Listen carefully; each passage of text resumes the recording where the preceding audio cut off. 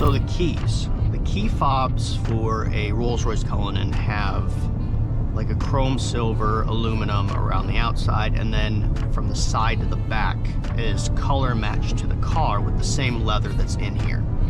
And it's a beautiful key. It's nice, soft, feels sturdy. The problem is it gets dirty really, really fast, especially if you have a colored key.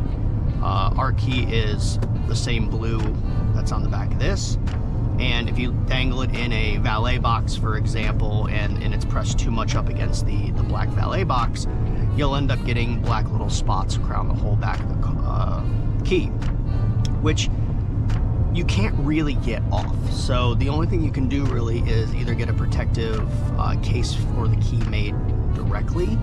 You can get those on Etsy and whatnot. It's a little harder to find, so I'll link a few in the description below, because most people don't have the key to begin with to create the mold and go from there. It's I think the key's probably like 1,500 bucks, I want to say, give or take, closer to 20-some hundred bucks if you get it colored.